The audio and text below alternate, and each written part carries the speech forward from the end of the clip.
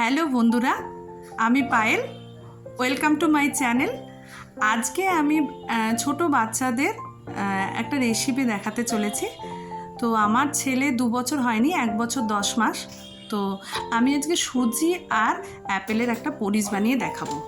তো আমি প্রথমে প্যানে সুজি নিয়েছি এবং সুজিটা আগে থেকেই আমার কড়াই একটু নাড়া আছে। তো সুজিতে আমি জাগারি পাউডার দিলাম আর দুধ দিলাম। তো আমার ছেলে একটু মিষ্টি খেতে পছন্দ করে, সেই জন্য আমি কিন্তু জাগারি পাউডার দিয়েছি পরিমাণ মতো। আপনারা আপনাদের বাচ্চারা যেভাবে খেতে চায় ঠিক সেইভাবেই আপনারা দেবেন।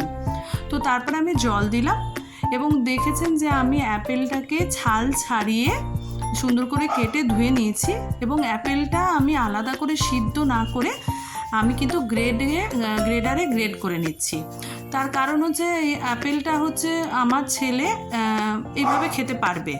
তো একদম যারা ছোট বাচ্চা, তাদের জন্য 1 বছরের বাচ্চা, তাদের জন্য আপনারা কিন্তু অ্যাপেলটা আলাদা করে সিদ্ধ করে নেবেন।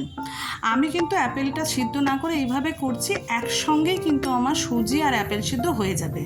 এবং অ্যাপেলটা দোকানে সবসময় চেষ্টা করবেন যে বলবেন যে বাচ্চাদের জন্য যে অ্যাপেল হয় সিদ্ধ করার, সেই অ্যাপেলটাই আপনারা কিনবেন, তাহলে সহজে সিদ্ধ হয়ে যাবে।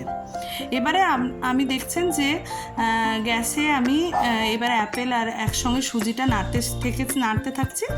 নাড়তে নাড়তে এটা কিন্তু খুব সুন্দরভাবে সিদ্ধ হয়ে যাবে, যতক্ষণ মোটামুটি 10 মিনিট ধরে আপনারা নাড়বেন। এবার দেখছেন যে আস্তে আস্তে সুন্দরভাবে অ্যাপেলও সিদ্ধ হয়ে যাবে আর সুজিটাও আমার রেডি হয়ে যাবে। এটা খেতে কিন্তু খুব টেস্টি হয়। আপনারা বাচ্চাকে কিন্তু মর্নিংয়ে দিতে পারেন। আমি আমার ছেলেকে এটা ইভিনিংয়ে দিচ্ছি। আর অ্যাপেলটা আমি নিয়মিত দিয়ে থাকি, অ্যাপেল সিদ্ধটা আমি আলাদা দেই না, নয় মানে কোনো কিছুর সঙ্গে একটা আমি অ্যাপেল সিদ্ধটা দিই, সেটা সুজি হোক ওটস হোক, কোনো কিছুর সঙ্গে আমি দেওয়ার চেষ্টা করি। আর অ্যাপেল শরীরের জন্য খুবই উপকারী, বাচ্চাদেরকে চেষ্টা করবেন অ্যাপেল সিদ্ধটা রেগুলার দেওয়ার জন্য। আর দেখছেন যে আমার অ্যাপেল সুজির পরিসটা তৈরি হয়ে গেছে।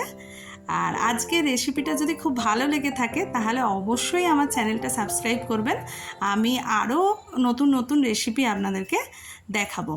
তো অবশ্যই কিন্তু আমার চ্যানেলটা সাবস্ক্রাইব করবেন এবং লাইক করবেন।